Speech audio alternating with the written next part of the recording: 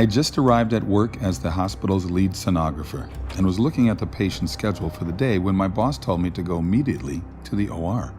The surgeon was requesting ultrasound guidance. That was all the information I was given. I had no idea what I was walking into.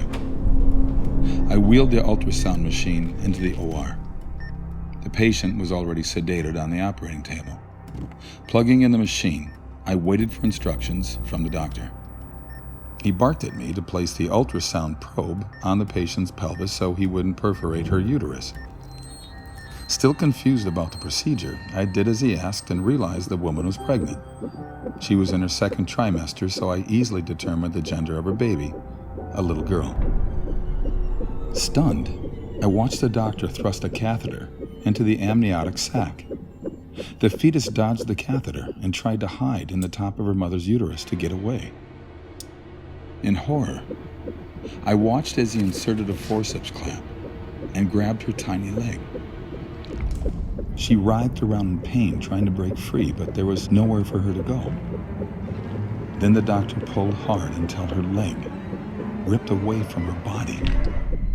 She recoiled and violently twisted around in pain and curled herself into a tight ball. But it was no use. The clamp grabbed her arm and she struggled to pull away. Her movements weakened now because she was dying. He pulled her arm off of her body. My vision blurred. My eyes filled with tears. The child again curled herself into a tight ball, but again, the device grabbed her other leg and it was ripped from her body. By now, her heartbeat had slowed significantly, but she was still alive. The clamp grabbed her last limb and ripped it off. She wiggled and squirmed around, and then her heart finally stopped beating.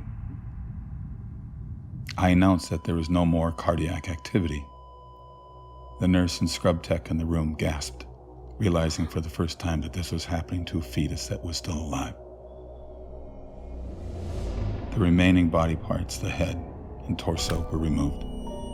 Placenta was removed, and a final look with ultrasound revealed all products of conception were removed. I was told I could leave the room. Up until that moment, I had been frozen. I silently removed the ultrasound machine from the operating room, went directly to the locker room, and threw up.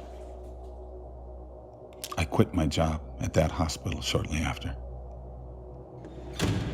I told my boss I would never again participate in that type of procedure.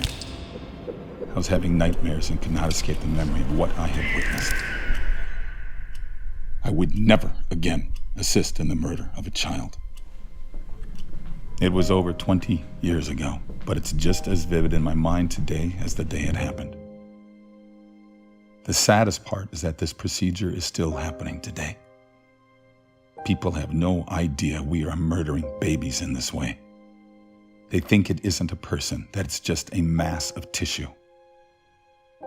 I'm so sorry for what happened to this little girl, for what I did to her. I'm sorry, sweetheart. I'm so sorry.